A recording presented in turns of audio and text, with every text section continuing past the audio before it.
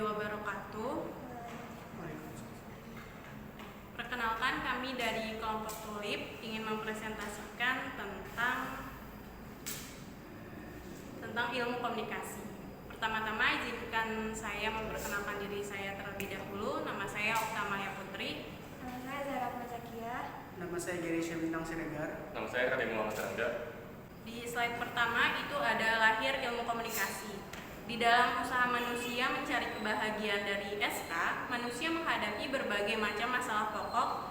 Di antaranya adalah bagaimana sebaiknya usaha manusia dalam menyampaikan isi pernyataan kepada manusia lain supaya ia dapat mewujudkan motif komunikasi.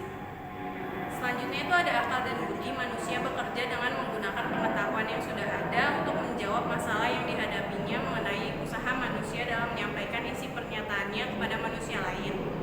Dan yang terakhir ada keterangan-keterangan ini dapat disusunnya dalam satu golongan masalah dalam rangkaian hubungan sebab akibat lahirlah ilmu komunikasi. Slide kedua itu ada syarat ilmu. Yang pertama ada objek kajiannya, yang kedua objek kajian terdiri dari satu golongan masalah, yang ketiga objek kajian ini dapat disusun dalam rangkaian hubungan sebab akibat. Slide selanjutnya ada ilmu teoretika dan ilmu praktika. Muhammad Hatta mengatakan, mula-mula tujuan pengetahuan manusia semata-mata untuk mengetahui sifat-sifat barang dan kodrat di alam. Itulah masanya ilmu teoretika. Dalam tingkat ini, ilmu masih mempunyai sifat murni atau mencari kebenaran semata-mata untuk kebenaran saja. Tatkala manusia mempergunakan ilmunya itu untuk mencapai beberapa tujuan hidup, maka timbullah ilmu praktika, ilmu yang mempelajari penggunaan ilmu teoretika untuk mencapai beberapa tujuan hidup. Selanjutnya, ilmu praktika adalah ilmu yang mempelajari penggunaan ilmu teoretika untuk mencapai beberapa tujuan hidup. Satu ilmu teoretika dapat disusun lebih dari satu ilmu praktika. Selanjutnya ada ilmu komunikasi praktika. Ilmu komunikasi teoretika adalah ilmu yang mencari kebenaran semata-mata untuk kebenaran saja. Ilmu yang mempelajari usaha manusia dalam menyampaikan isi pernyataan kepada manusia lain. Yang kedua ada ilmu komunikasi praktika, yaitu ilmu komunikasi teoretika untuk mencapai beberapa tujuan hidup. Tujuan hidup sama aja dengan kebahagiaan. Di slide selanjutnya, tujuan hidup apa yang dapat dicapai dengan menyampaikan isi pernyataan. Banyak tujuan hidup yang dicapai sebagai berikut.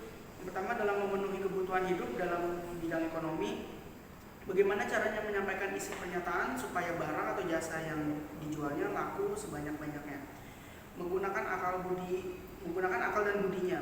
Caranya menggunakan ilmu komunikasi teoretika supaya tercapai tujuannya.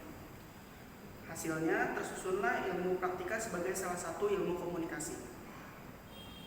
Oke, selanjutnya tujuan hidup apa saja yang dapat dicapai dengan menyampaikan isi pernyataan. Banyak tujuan hidup yang dapat dicapai sebagai berikut. Contohnya, bagaimana caranya menyampaikan IP supaya publik memberikan keuntungan terus-menerus pada suatu organisasi. Manusia menggunakan akal dan budinya, bagaimana caranya menggunakan ilmu komunikasi teoretika supaya tercapai tujuan hidup di atas. Hasilnya, tersusunlah ilmu hubungan masyarakat sebagai salah satu ilmu komunikasi praktika. Selanjutnya, tujuan hidup apa yang dapat dicapai dengan menyampaikan isi pernyataan. Banyak tujuan hidup yang dapat dicapai sebagai berikut. Bagaimana caranya menyampaikan IP dengan menggunakan media massa periodik supaya khalayak memahami IP tersebut sebagaimana adanya. Manusia menggunakan akal dan budinya, bagaimana caranya menggunakan ilmu komunikasi teoretika supaya tercapai tujuan hidup di atas. Hasilnya, tersusunlah ilmu jurnalistik sebagai salah satu ilmu komunikasi praktika. Yang terakhir, tujuan hidup apa yang dapat dicapai dengan menyampaikan isi pernyataan. Banyak tujuan hidup yang dapat dicapai sebagai berikut. Bagaimana caranya menyampaikan IP agar komunikan memahami IP tersebut sebagaimana adanya. Manusia menggunakan akal dan budinya, bagaimana caranya menggunakan ilmu komunikasi teoretika supaya tercapai tujuan hidup di atas. Hasilnya, tersusunlah ilmu manajemen komunikasi sebagai salah satu ilmu komunikasi praktika. Sekian presentasi dari kami, kurang lebihnya mohon maaf. Wassalamualaikum warahmatullahi wabarakatuh.